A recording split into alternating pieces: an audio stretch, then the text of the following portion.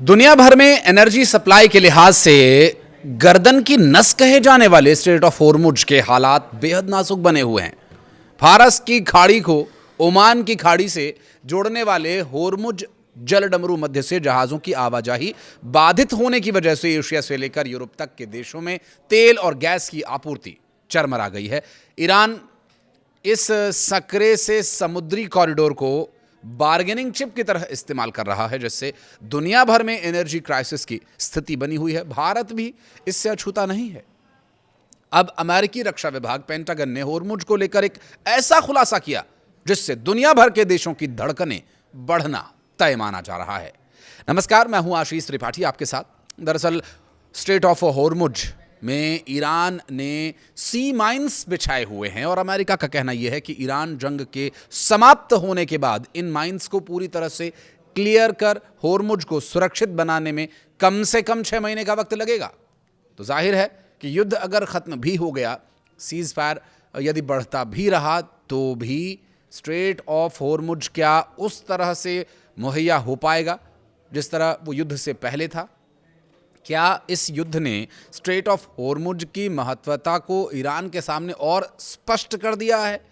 साथ ही ये भी कहा गया कि 6 महीनों के लिए इस स्ट्रेट ऑफ होर्मुज को बंद करना असंभव है। आपको बता दें कि होर्मुज भारत के एनर्जी सप्लाई चेन के लिए बहुत महत्वपूर्ण जगह है। खाड़ी के देशों से इसी रूट के चलते बड़ी मात्रा में तेल और गैस की सप्लाई संभव हो पाती है। ऐसे में अब ये एक नया खतरा पैदा हो गया है।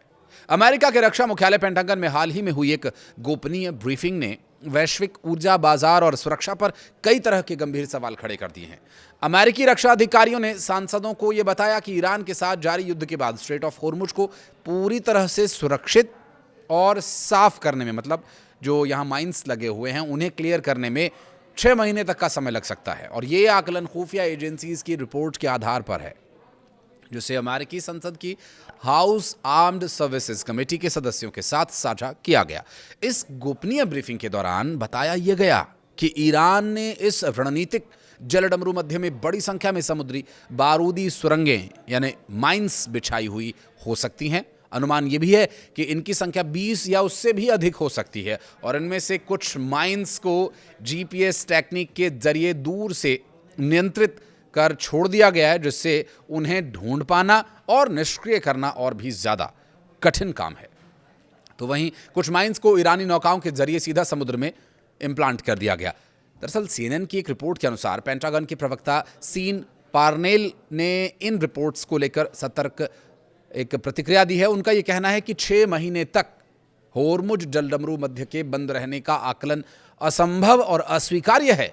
उन्होंने ये भी कहा कि किसी खुफिया आकलन को अंतिम सत्य मान लेना सही नहीं होगा और जो मीडिया में जानकारी चल रही है इसे बढ़ा चढ़ाकर पेश किया जा रहा है। ये मुद्दा इसलिए भी अहम है क्योंकि होर्मुज स्ट्रेट दुनिया के सबसे महत्वपूर्ण ऑयल ट्रांसपोर्टिंग रूट्स में से एक है। वैश्विक तेल आपूर्ति का एक बड़ा हिस्सा इसी रास्ते से होकर गुजरता है। ऐसे में अगर ये मार्ग लंबे समय तक बाधित रहता है तो इसका सीधा असर अंतर्राष्ट्रीय तेल कीमतों और वैश्विक अर्थव्यवस्था पर पड़ना जाहिर है। अमेरिकी अधिकारियों ने चेतावनी दी है कि इस स्थिति में पेट्रोल और डीजल की कीमतें लंबे समय तक बढ़ सकती हैं और ऐसे में जिनका असर अमेरिका के आगामी मध्यावधि चुनावों पर भी पड़ सकता है। रिपोर्ट्स के मुताबिक इस तरह के सफाई और सुरक्षा अभियान तब तक शुरू नहीं हो सकते जब तक कि अमेरिका और इजराइल का ईरान के साथ चल रहा युद्ध पूरी तरह से समाप्त न हो जाए। यानी संघर्ष की अवधि जितनी लंबी होगी, आर्थिक असर उतना ही गहरा। अमेरिका के प्रेसिडेंट डोनाल्ड ट्रंप ने इस युद्ध को लेकर स्पष्ट किया कि इसके खत्म होने की कोई तय समय सीमा तो है नहीं। उन्होंने हालात को देखते हुए जल्दबाजी में कोई फैसला नहीं लिए जाने की भी बात को दोहराया और यदि ईरान इस रणनीतिक मार्ग को लंबे समय तक बाधित रखने में सफल रहता है तो ये न केवल अमेरिका बल्कि पूरी दुनिया के लिए आर्थिक और रणनीतिक चुनौती बन सकता है। हालांकि पेंटागन और व्हाइट हाउस लगातार ये दावा कर रहे हैं कि स्थिति पर नज़र रखी जा रही है, लेकिन नज़र रखना और नियंत्रण करना ये 2 अलग अलग विषय हैं। किसी भी आपात स्थिति से निपटने के लिए तैयारियों का इंतज़ाम का जो दावा है अमेरिका का, उसका क्या फ़ायदा अगर ये मार्ग बाधित रहा? तो वो तैयारियां किस काम की? और वो निगरानी किस काम की? और ये जो बार बार अमेरिका गिदड़ भभकी देता है, इसके चलते ईरान को तो वो नहीं झुका पा रहा है, लेकिन और देशों के लिए मुसीबत ज़रूर खड़ी कर रहा है। इसके बारे में कुछ कहना चाहें तो कमेंट सेक्शन में ज़रूर बताइएगा। वीडियो को यहाँ तक देखने के लिए बहुत बहुत धन्यवाद।